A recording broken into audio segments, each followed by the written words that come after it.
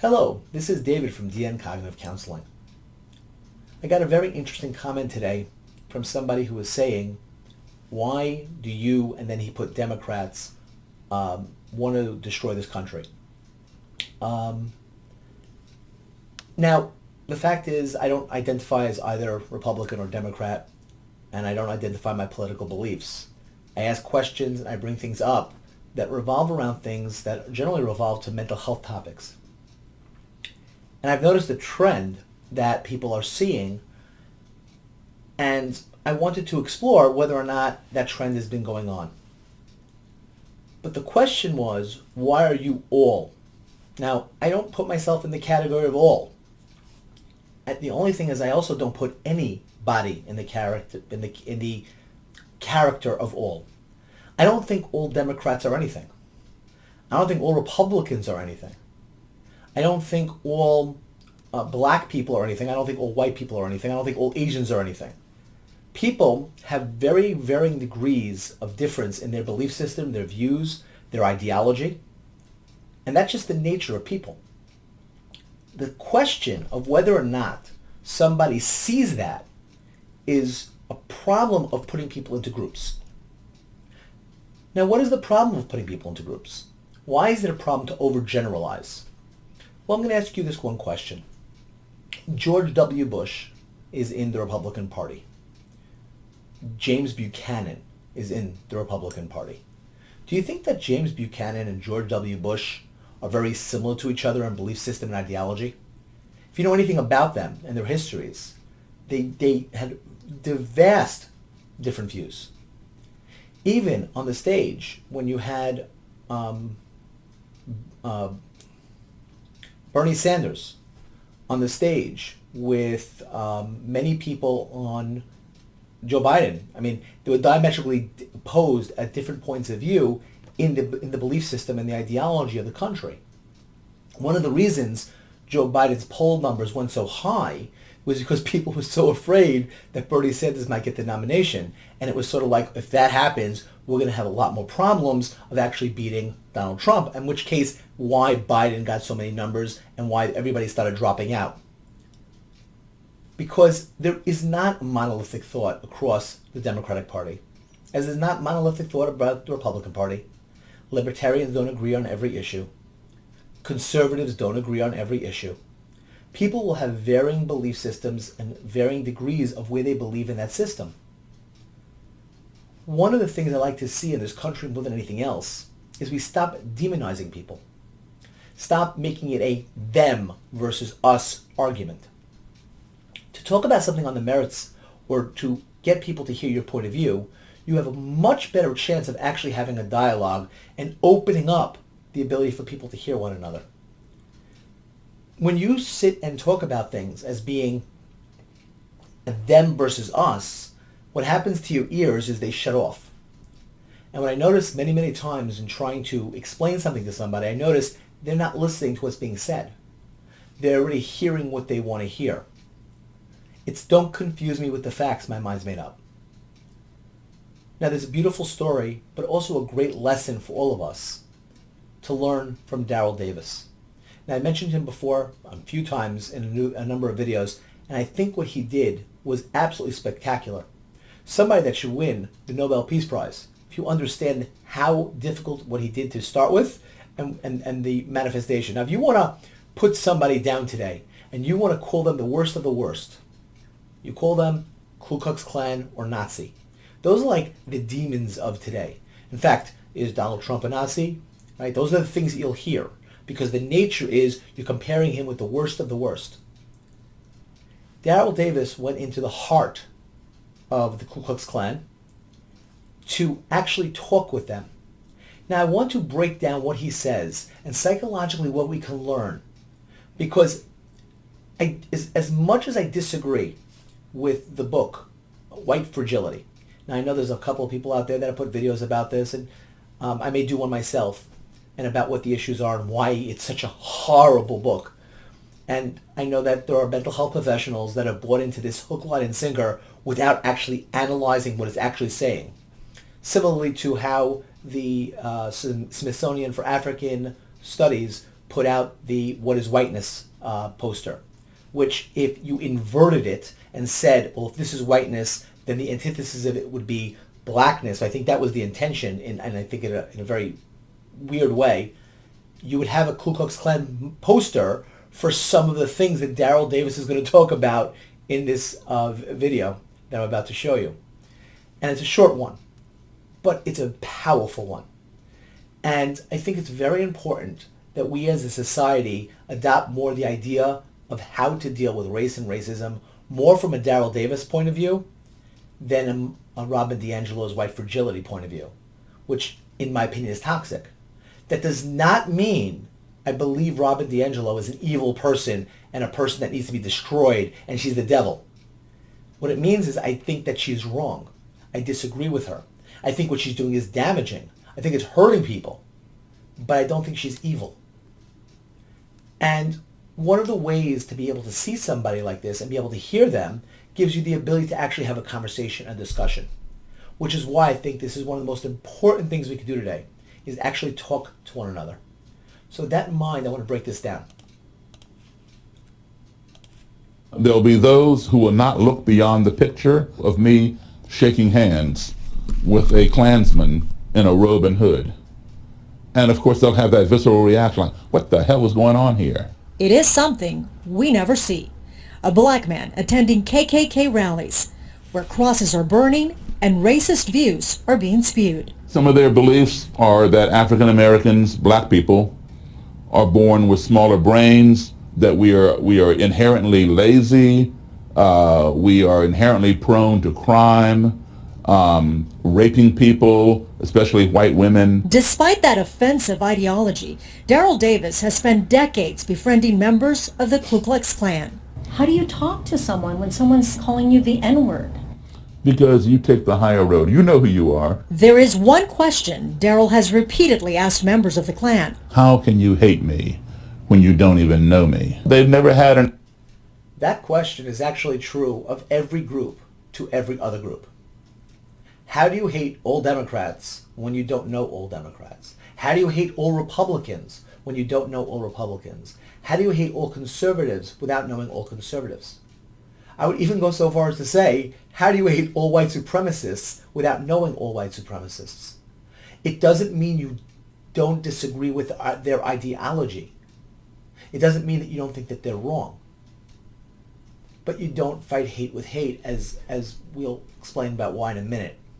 An answer that they can come up with that justifies how they can hate me. His conversations with Klansmen resulted in something Daryl never expected. I would find things in common. And as I began to build on those commonalities, the things that we had in contrast as trivial as skin color began to matter less and less. And as I built upon those commonalities, a relationship was formed. In the last 30 years, Daryl says 200 members across the country have left the KKK as a direct result of his involvement. One man took away 200 members of a white supremacist group, staunch in their beliefs. Yet one man took away that. Could you imagine as a society if we all adopted that view and what manner we can change? He was very vicious, very violent, and very racist. But at the very end, he said that he respected me. Many of those who've left have given Daryl their robes and hoods. He keeps them in his home. It's a journey that is documented in the film Accidental Courtesy. I consider Frank to be my friend. I consider Daryl to be my friend as well. What do you think about the current tension in America? The culture of racism existed long before Donald Trump, long before President Obama, long before Bush or Clinton or whoever. We, American citizens, are to blame for fostering that culture of racism. Talking about race in this country has been taboo for a very long time. People don't want to talk about it. Daryl believes the only way to end racism is to confront it head on. Progress is made when you give somebody a platform where they can express their views even if you don't agree with them. When two enemies are talking, they're not fighting, they're talking. It's when the talking ceases that the ground becomes fertile for violence. Gina Silva, Fox 11 News. There'll be those who will not look beyond the picture of me shaking hands with a Klansman in a robe and hood. And of course they'll have that visceral reaction like, what the hell is going on here? I'm blown away every time I see it, and I'm blown away to understand psychologically what's going on. And Daryl Davis is absolutely correct. It's about confronting it by calling it out when you see it and when it's there. Not by calling everybody and blanketing everybody with basically everybody's this way, because it's not true. I don't think that you would think that Daryl Davis, for all the people he changed, who made that shift and changed, that he would think that this is still racist. And I don't think that Daryl Davis thinks that every individual in the world is racist. I just don't think that that's his mentality, his mindset. But he is correct that the nature of the discussion of race in this country has been a taboo subject. People have a very difficult time discussing it because they're afraid of being called racist for saying the wrong thing. Oh my God, I accidentally said something wrong. And instead of being just corrected, now you have to lose your job. We have to punish you. You have to be ostracized. And that's not a way of getting rid of racism. It's a way of increasing it. It's a way of creating more of it, not less of it. The ability to getting to know one another and getting to know people by itself will lessen and take away racism.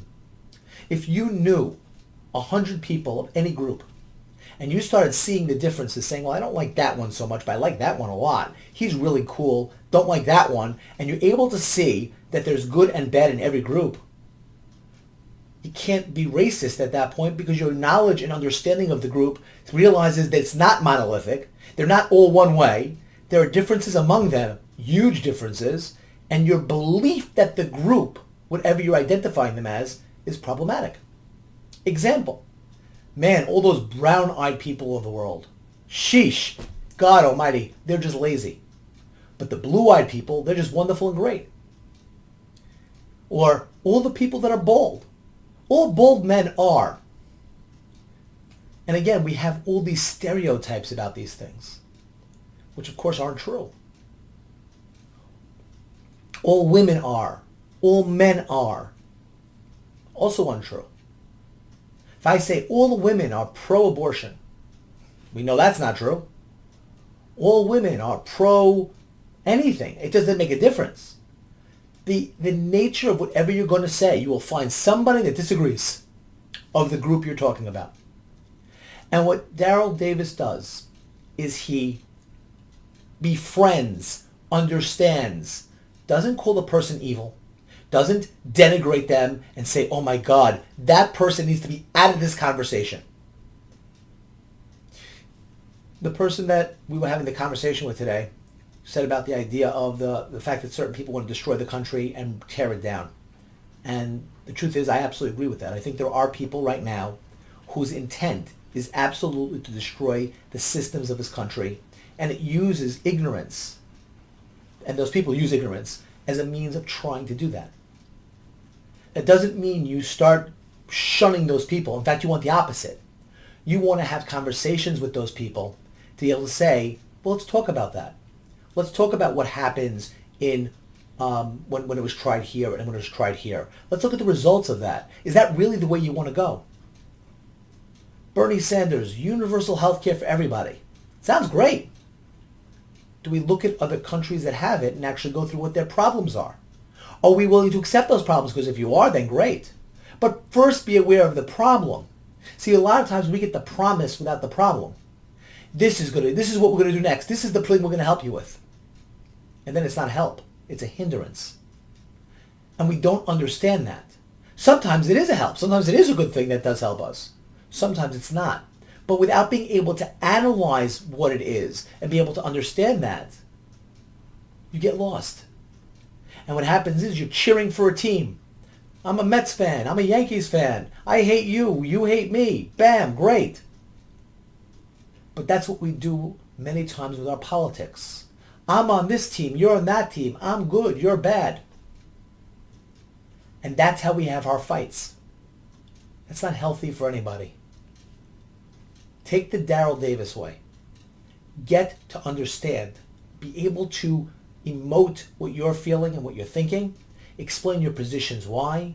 Don't be afraid to be wrong. Don't be afraid to be told that you've overstepped a boundary. We all will. People make mistakes all the time. People say offensive things all the time. Not because something's wrong with them, just because they're human beings. And the very nature of human beings that we are imperfect people.